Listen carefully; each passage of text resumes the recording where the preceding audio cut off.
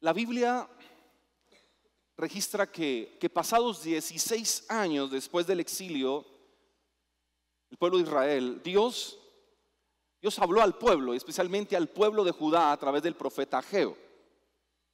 Y les dijo a ellos: les doy una asignación y el momento oportuno para hacerlo es ahora. Fue lo primero que les dijo. Les doy una asignación y el momento oportuno para hacerlo es ahora. Pasados algunos días, viene el Señor a través del profeta y los afirma y les dice: ánimo, manos a la obra. Y pasa más o menos 2 meses y Dios vuelve y habla. Les ha hecho una asignación, les ha dado una afirmación y ahora por tercera vez les habla para hacerles una reprensión. Los reprende. Y en el contexto de la reprensión, en varias ocasiones, el Señor le dice a este pueblo: reflexionen. Y ese es el título de la predicación de esta mañana. Reflexionen. Ageo capítulo 2, versículo 10 al versículo 19, dice: el día 24 del mes noveno del segundo año de Darío, vino palabra del Señor al profeta Ageo. Así dice el Señor Todopoderoso: consulta a los sacerdotes sobre las cosas sagradas. Entonces Ageo les planteó lo siguiente: supongamos que alguien lleva carne consagrada en la falda de su vestido y sucede que la falda toca pan, o guiso, o vino, o aceite, o cualquier otro alimento. Pregunta: ¿quedarán también consagrados? No, contestaron los sacerdotes. Supongamos ahora, prosiguió Ageo, que una persona inmunda, por el contacto de un cadáver, toca cualquiera de estas cosas. ¿También ellas quedarán inmundas? Sí, contestaron los sacerdotes. Entonces Ageo respondió: así es este pueblo, así es para mí esta nación, afirma el Señor. Así es cualquier obra de sus manos, y aún lo que allí ofrecen es inmundo. Ahora bien, desde hoy en adelante, reflexionen antes de que ustedes reflexionen. Antes de que ustedes pusieran piedra sobre piedra en la casa del Señor. ¿Cómo les iba? Cuando alguien se acercaba a un montón de grano esperando en encontrar 20 medidas, solo hallaba 10. Y si se iba al lagar esperando sacar 50 medidas de la arteza del mosto, solo sacaba 20. Herí sus campos con quemazón y con plaga y con granizo, toda obra de sus manos. Pero ustedes no se volvieron a mí, afirma el Señor. Reflexionen desde hoy en adelante, desde el día 24 del mes noveno, día en que se colocaron los cimientos de la casa del Señor. Y por tercera vez les dice: reflexionen. ¿Queda todavía alguna semilla en el granero? ¿Todavía no producen nada la vid, ni la higuera, ni el ganado, ni el olivo? Pues a partir de hoy yo los bendeciré. Ilustra el Señor una verdad al pueblo y especialmente a los sacerdotes, hablándoles de cosas sagradas y cosas inmundas. Y pues para eso tendríamos que leer como un poquito más el libro de Levítico y entender un poco más acerca de todo lo que en el pueblo de Israel era considerado sagrado y todo lo que era inmundo y todo lo que tenía que ver con la liturgia dentro del mismo templo. Templo que ellos no tenían en ese momento, pero parece que hacían algunas prácticas, parece que tienen una forma de vivir que no es agradable al Señor.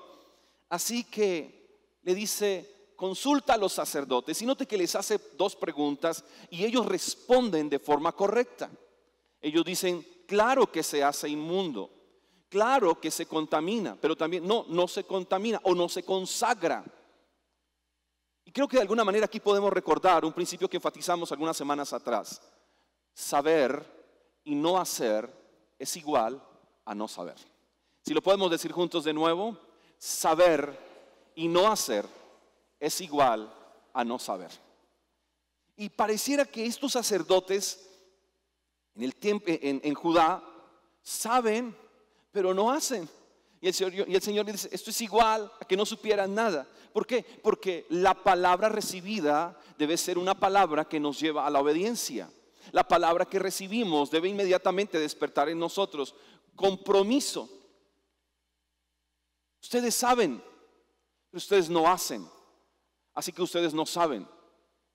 Parece que supieran. Y dice, ustedes, le dice a ellos, lo que hacen es inmundo. Y me parece fuerte en el texto el hecho que les dice, es que ustedes son. Y ustedes hacen, y lo que son y hacen es inmundo. Pensemos un momento en qué es eso de inmundo, porque es una palabra muy dura para nosotros, es un poco drástica en nuestro vocabulario. Inmundo se entiende como sucio, indigno y contaminado. Dice, está diciendo a ellos, ustedes se han contaminado. Vamos a mirar ahora de qué. Ustedes han perdido respeto por lo sagrado. Ustedes se hacen indignos ante mi presencia. Y el llamado aquí entonces es a la consagración. Ahora, en el contexto de la pregunta, del cuadro que se les pinta a los sacerdotes para que ellos respondan, note que hacerse inmundo es sencillo. Note que es más fácil. Usted lee el texto y dice, hacerse inmundo, es decir, contaminarnos es fácil. Contaminarnos es con un simple contacto a la luz del texto. Diríamos, nos contaminamos fácilmente con un pensamiento, con una palabra. Pero consagrarse era algo diferente. El llamado a la consagración que se le está haciendo a ellos, y definamos también consagración para hacer el contraste. Consagración es la separación de lo común y pecaminoso. Consagrar es separar. Consagrar es especialmente destinado para, en este caso, para Dios y para todo lo que tenía que ver con el Señor. Mientras que contaminarse era simple,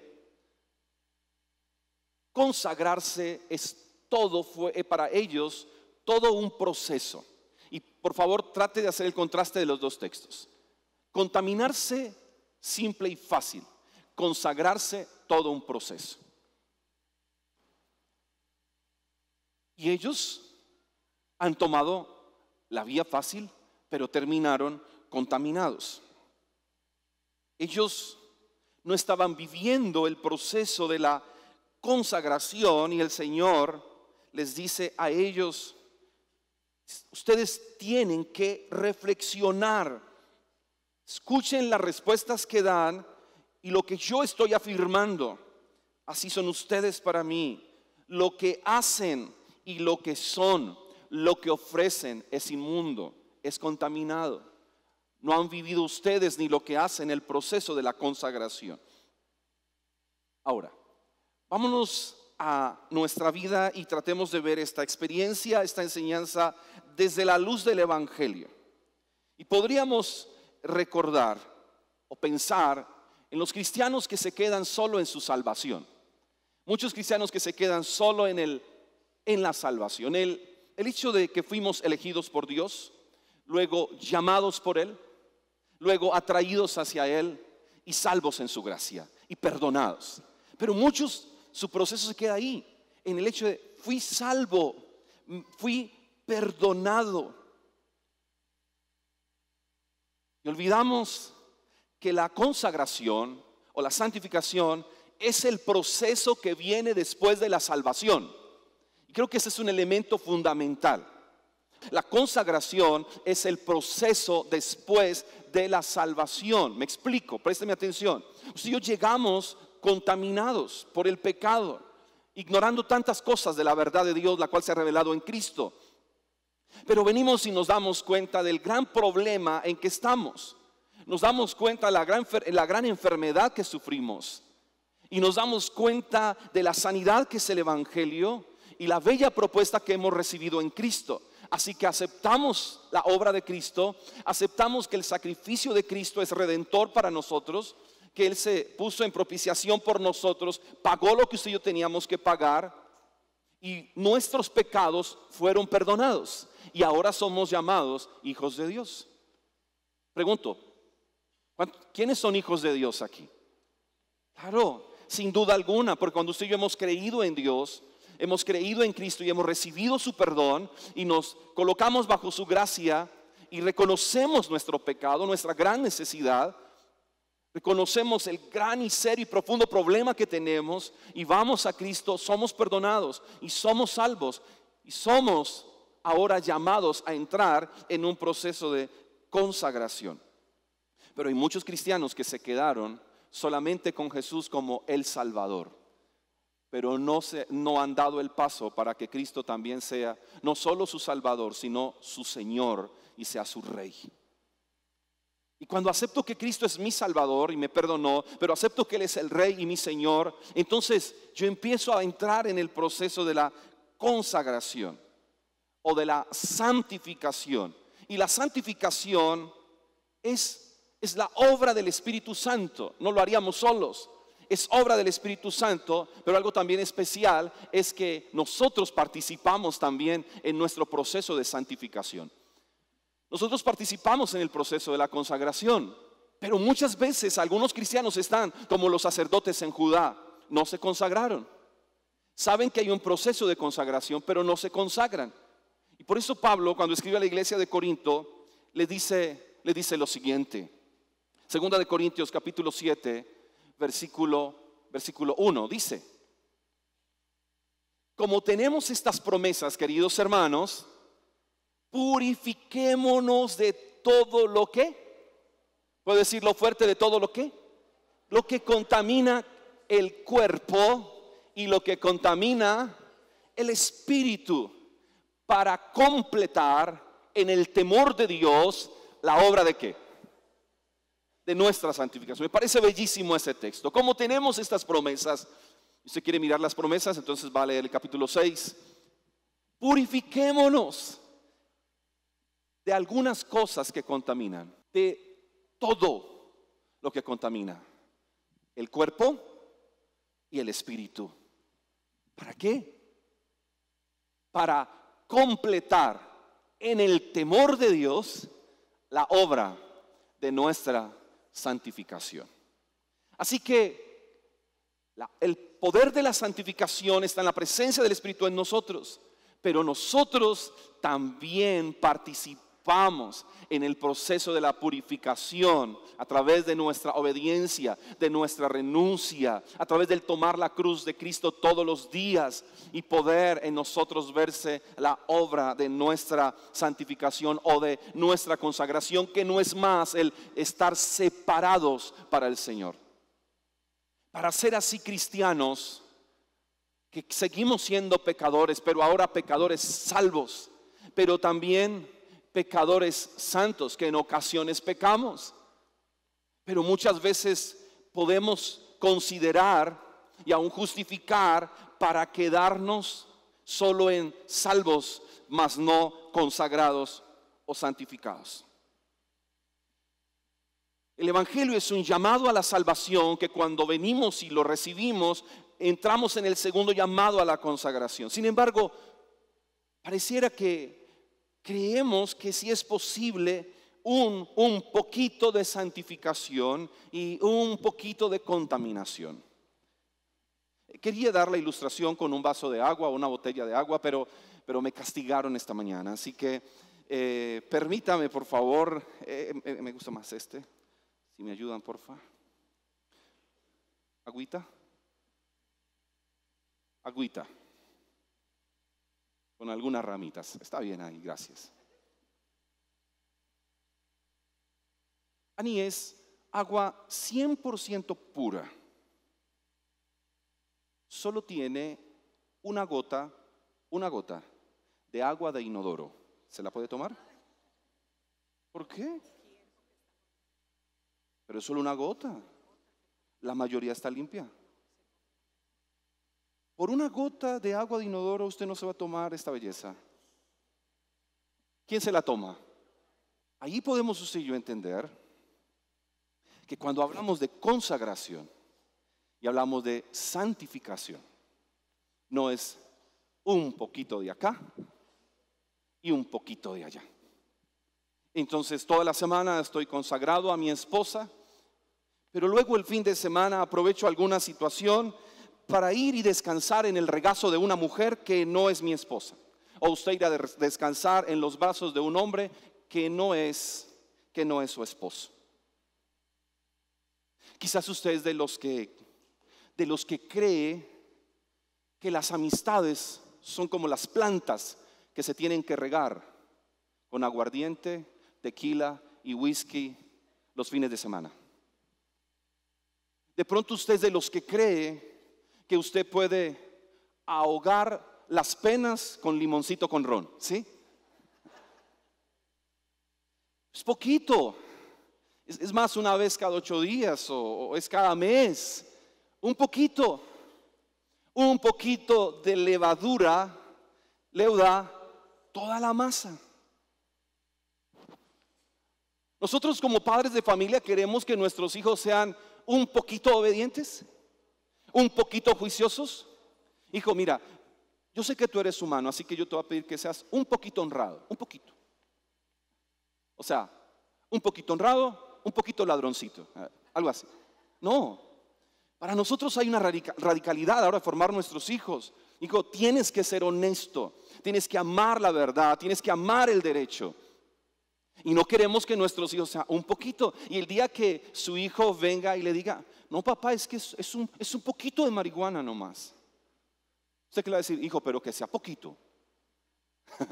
Poquita marihuana. No sé qué le va a decir. No, ni poquito. Ni poquito. Su chico adolescente va y le dice, papá, te prometo que no me tomo la botella entera de aguardiente, me tomo un cuarto nomás. No, ni un poquito. Así es en nuestro caminar con el Señor. Mire el que está a su lado y dígale, es que ni es un poquito. No.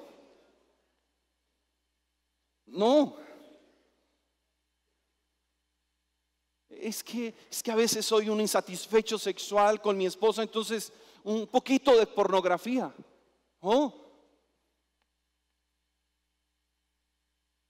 Está bien, pues una canita al aire por año, una. Ya diga eso a su esposa. Amor, el año tiene 365 días, te prometo serte fiel 364. ¿Aceptan, señoras?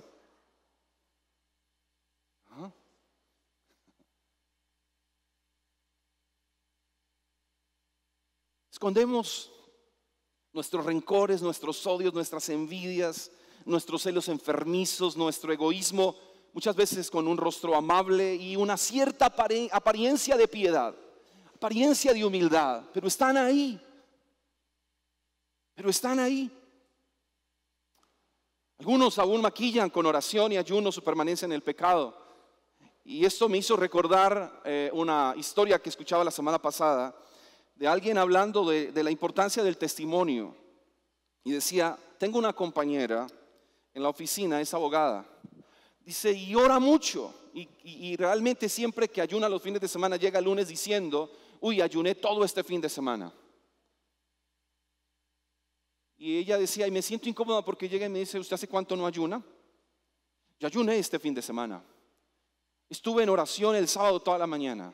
Y decía ella, pero ayuna el fin de semana y la he visto los lunes en la tarde recibiendo sobornos.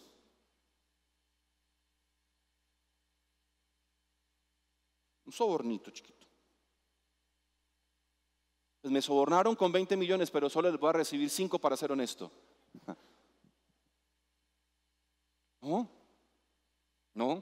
Por eso les dice a ellos, hey, reflexionen. Y aquí recuerdo algo que nos dijeron estos días. No es remordimiento, es arrepentimiento. Nos lo dijeron estos días. No es vivir la obra de la cruz como una comedia, sino como el mayor acto de amor y redención de Cristo. Y ese es el evangelio. Esa es la palabra que creemos, la palabra que se nos ha enseñado. Por eso le dice a ellos, hey, reflexionen. Y los lleva a que se cuestionen de alguna forma. Dice, ustedes ¿no se han dado cuenta cómo les va últimamente? Hey, ¿y cómo les iba? ¿Y ustedes no se dan cuenta que no les ha ido como lo suficientemente bien? No les va bien. Porque ustedes van y se acercan al grano y creen encontrar unas ciertas medidas y siempre encuentran menos de lo que quisieran tener. Siempre tienen menos medidas. Siempre tienen menos de lo que creen. Parece que en la palabra suficiente ustedes no la pueden disfrutar. Y el Señor les dice, ¿y cómo les ha ido? Y ustedes no han pensado en eso. Que usted está seguro que tiene una medida de grano en el granero y cuando va se da cuenta que tiene la mitad. Usted cree que tiene una medida de mosto para preparar vino y cuando va se da cuenta que no tiene el mosto suficiente que esperaba. Ustedes no se han preguntado, le dice a ellos, ustedes no se han preguntado por qué.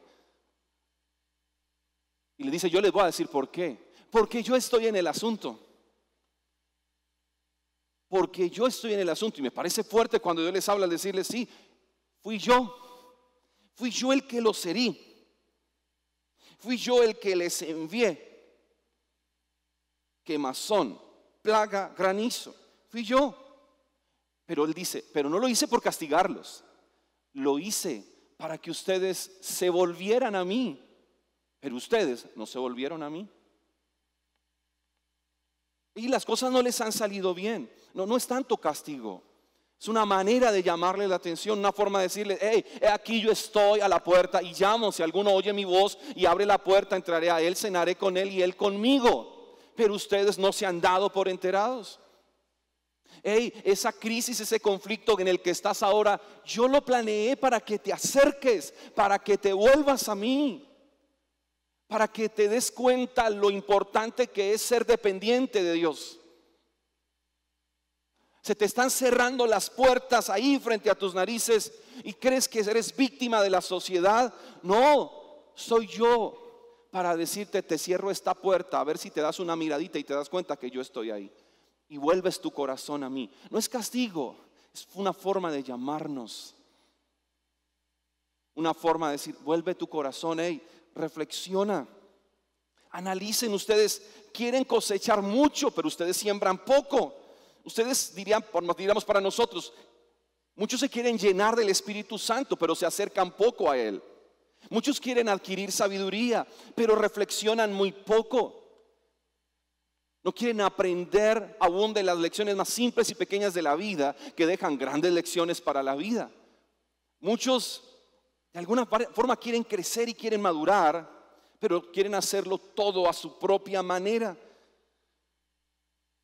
El Señor les está diciendo, ¿por qué ustedes no reflexionan al ver la disminución? De pronto esa palabra disminución a alguien le esté leyendo su realidad hoy en disminución, en retroceso, en descenso, en caída libre. Y el llamado es, ¿por qué no reflexionas? ¿Por qué no piensas un momento? Que más adelante quiero definir reflexión. Reflexionar. De repente yo veo que nadie como que me quiere, nadie se me acerca, todo el mundo me hace el feo. No, reflexione. ¿Por qué yo no dejo amigos por donde paso? ¿Yo por qué no estoy dejando huella en la gente que se me acerca? ¿Por qué? ¿Por qué? El gran problema nuestro es encontrar los culpables en otro lugar y en otras personas y no evaluarnos a nosotros mismos. Y volvernos víctimas de los otros o volvernos víctimas de las circunstancias y no mirarnos a nosotros mismos. Y luego, en la segunda momento en que le dice reflexionen, le dice reflexionen desde hoy en adelante.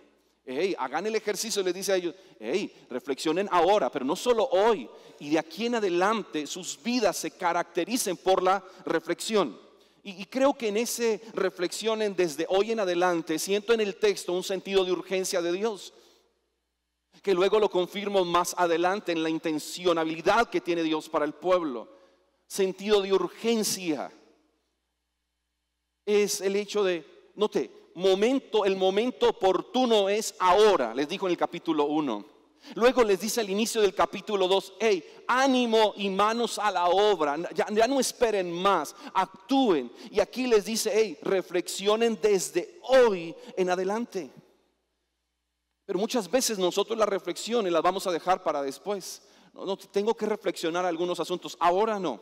Mucho trabajo, es más, el trabajo me está saliendo mal, entonces tengo que trabajar mucho más, no estoy logrando las metas, así que y el Señor dice, hey, ¿por qué tú no reflexionas hoy? Y seguro que te iría mejor mañana.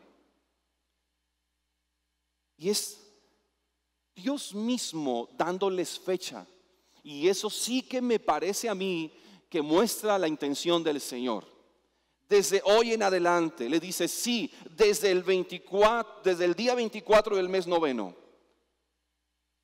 Hoy podríamos decir, hoy, desde el 30 de septiembre del 2018, desde hoy en adelante, que se vuelva la reflexión un estilo de vida. Eso tiene que ser la reflexión para nosotros, un estilo de vida, una manera de vivir. No espere reflexionar cuando llega el conflicto, no espere reflexionar cuando llega la crisis, no espere reflexionar cuando llega la quiebra, no espere reflexionar cuando lo traicionen, no espere reflexionar cuando le den la espalda, no espere reflexionar cuando le den el diagnóstico clínico. No espere reflexionar cuando le den la carta de despido de la empresa. No espere reflexionar cuando su esposa lo mire a los ojos y le diga, me voy de la casa. No espere reflexionar cuando sus padres le digan, hijo, vete de la casa, por favor. No espere reflexionar cuando sea tarde. No espere reflexionar cuando usted tiene a todos sus acreedores juntos, porque hace un buen tiempo usted no está reflexionando. Reflexionen hoy, en ese contexto de los nuevos cimientos, que es donde se empieza a pintar el llamado a la reflexión. En esos nuevos comienzos, en esa temporada en la que usted puede estar, en la que dice, se respiran nuevos aires. Ahí también hay que reflexionar. No es cuando todo anda mal, cuando todo ande muy bien. En cualquier etapa de la vida, sea cualquier temporada en la que usted esté, el llamado es reflexionar y reflexionar ahora. Reflexionen. Reflexionen por qué no ven el fruto de su esfuerzo. Reflexionen porque ustedes no tienen nada de tanto esforzarse. Miran y no hay nada. Y les dice ya al final, si notan que no tienen semilla, y pienso que eso era más complicado todavía. ¿Queda todavía alguna semilla en el granero? ¿Producen algo la vid y la higuera? ¿Está el granado? ¿No está ni el granado ni el olivo? Les hace la pregunta, hey, no hay semillas. Y si no hay semillas, entonces no va a haber ¿qué? Cosechas. Parece que ellos están en una condición muy delicada. Y posiblemente usted y yo también estemos en una condición delicada. No hay semillas, es decir, no hay nada que sembrar. ¿Por qué? Porque es que hace mucho tiempo no se siembra. Y cuando usted vive sembrando, usted vive recogiendo. Y note que eso es lo que hacen al cultivarse la tierra. Se siembra, se cultiva y la misma cosecha trae semillas. Y usted vuelve, esa misma cosecha le da semillas. Y usted sigue sembrando. Y aquí ellos no tienen semillas. Claro, porque hace mucho tiempo dejaron de sembrar. Diríamos según el texto, porque hace mucho tiempo dejaron de reflexionar. ¿Por qué no mira al que está a su lado así con una actitud bien amable, le mira a los ojos y le dice, tienes que reflexionar desde hoy en adelante, desde aquí para allá? No, yo estoy muy joven para ponerme a reflexionar, apenas tengo 16 años. Esta es mi edad para vivir la vida. Que reflexionen los viejos, que reflexionen mis padres.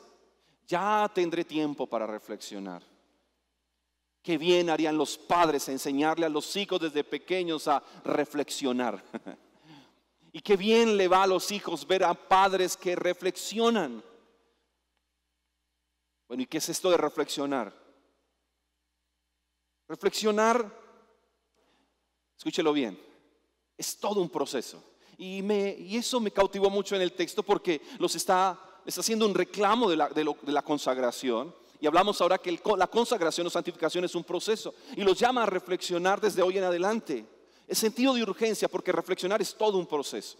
Cuando pensamos en la palabra reflexión, no es un acto inmediato.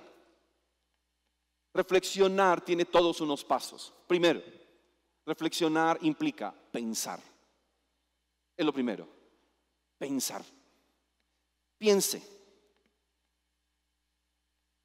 Y en ese piense se invita a pase a lo siguiente. Ya me las colocaron todas de una vez. Ahí están. Piense, considere, comprenda, aquíétese, tome una decisión y actúe. Es decir, ese pensar nos tiene que llevar a una consideración de nuestra propia vida. El asunto es que nosotros tenemos la tendencia a pensar y pensar demasiado en el actuar del otro, en el mal actuar del otro. En los problemas de pareja, usted se dedica a pensar y usted piensa más en el mal actuar de su esposa que en el suyo. Como padres, usted piensa más en el mal actuar de sus hijos que en el suyo. No hay muchas veces la capacidad de consideración de ¿y qué tal si el problema o el foco del problema soy yo? No consideramos. El problema es la sociedad, el problema son los gobiernos, el problema son los líderes, el problema son los pastores, el problema son las congregaciones, el problema es el otro. No, reflexionar es pinte el cuadro honestamente. No esconda nada, considere, mire hacia adentro, piense.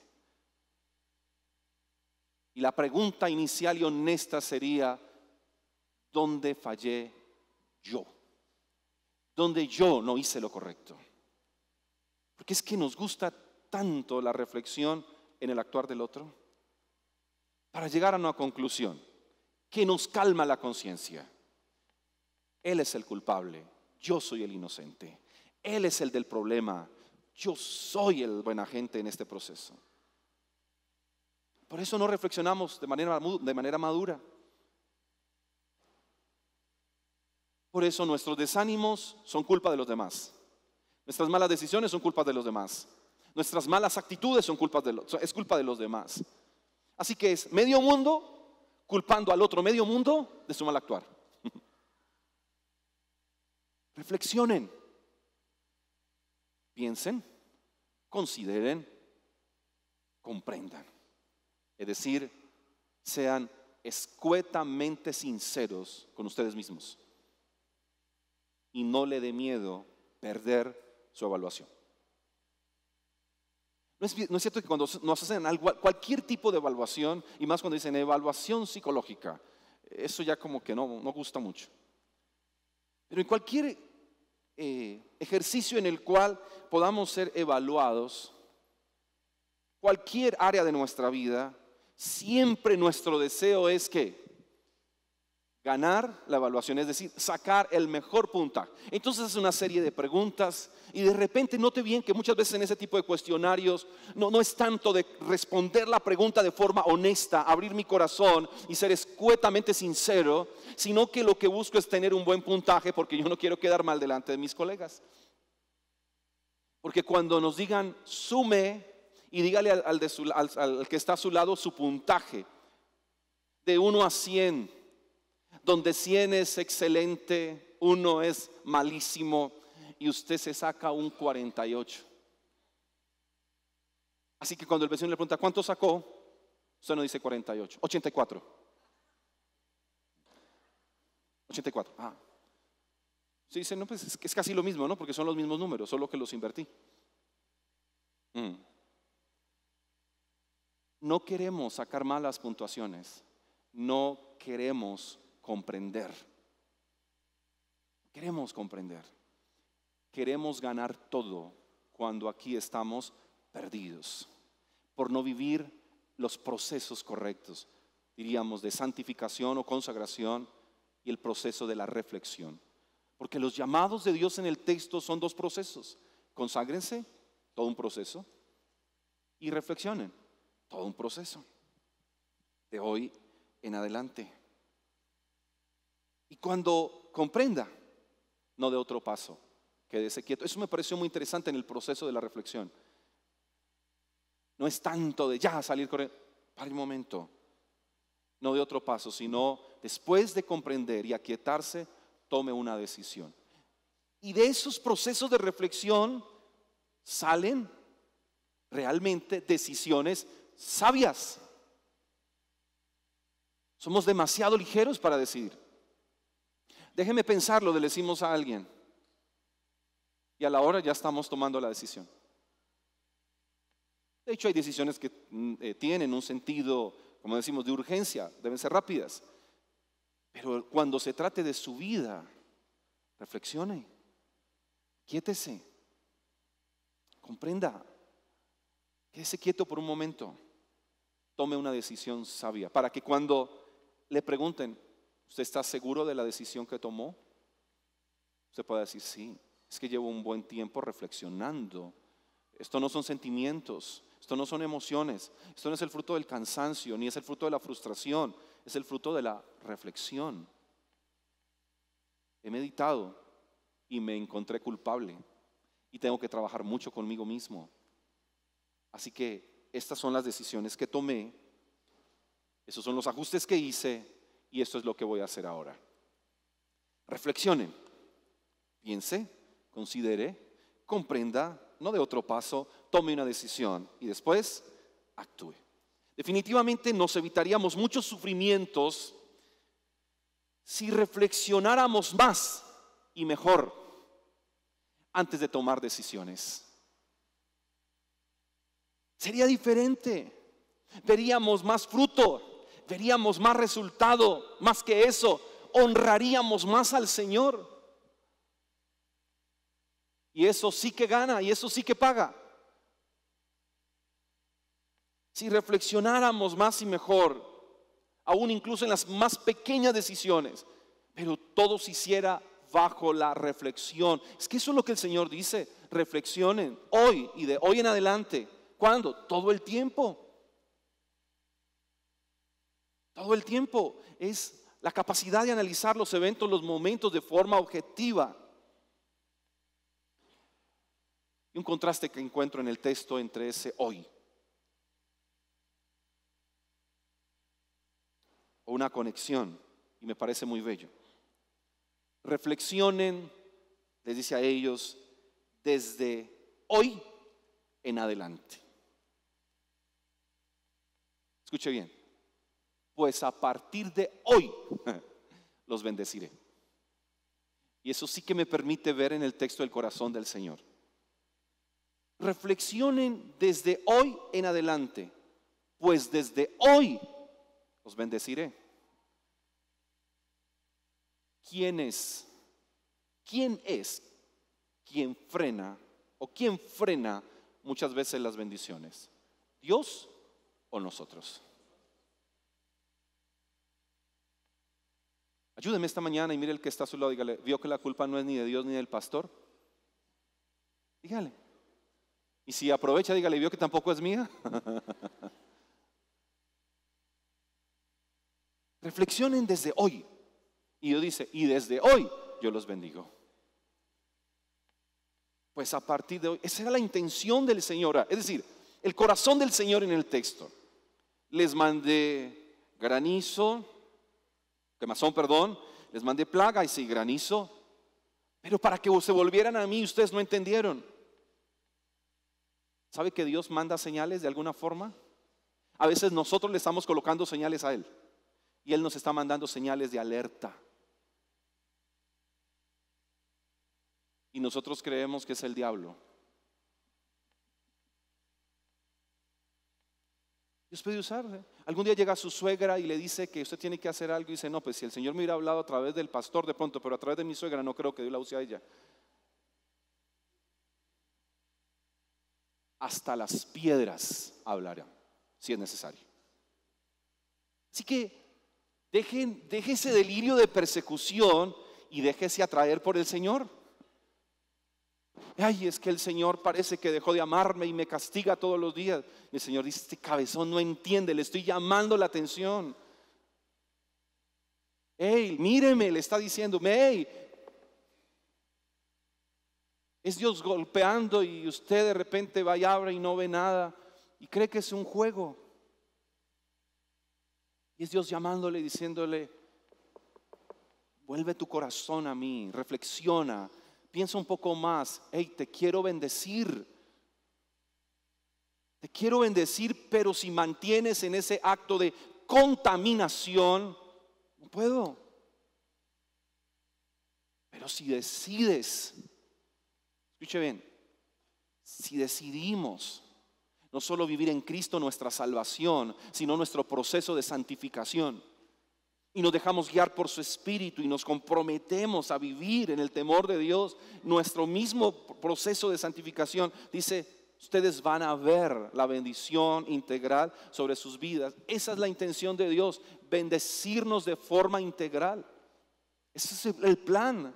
Dios no está contra nosotros, está a nuestro favor, pero muchas veces nuestra actitud es obligante, nuestra terquedad, el querer estar esperando que sea Dios el que ceda y no yo, que sea Dios el que haga lo que quiero y no yo lo que Él me pide, me paso y pierdo mucho tiempo. Y Él dice, tengo muchas cosas en el marco de la bendición. Y desde hoy, tú decides desde hoy, tú empiezas a reflexionar desde hoy y desde hoy empiezo a bendecirte. Es decir, usted y yo esta mañana aquí podemos tomar serias decisiones, meditar, y usted esta misma tarde puede empezar a ver el favor de Dios sobre su vida. No tiene que esperar, pero alguien tiene que creer. Alguien tiene que creer. Alguien tiene que considerar y decir, Señor, yo creo. Reflexionar sobre nuestra salvación es un regalo y hay que hacerlo. Pero el llamado de la palabra es, tome una decisión respecto a su consagración. Dios ya tomó la suya. Termino con esta frase. Tome una decisión respecto a su consagración, porque Dios ya tomó la suya. Nuestro deseo es que disfrutes ser parte de la iglesia y hacer de tu caminar con Jesús toda una aventura de fe. Queremos acompañarte en procesos de discipulado, consejería y que te involucres en un grupo de conexión. Aprenderás principios bíblicos para vivir una mejor vida, un mejor matrimonio y una nueva y fresca comunión con Dios. Encuentra personas como tú que quieren cada día profundizar en su relación con Jesús. Solo déjanos tus datos en el punto I para que pronto podamos contactarte.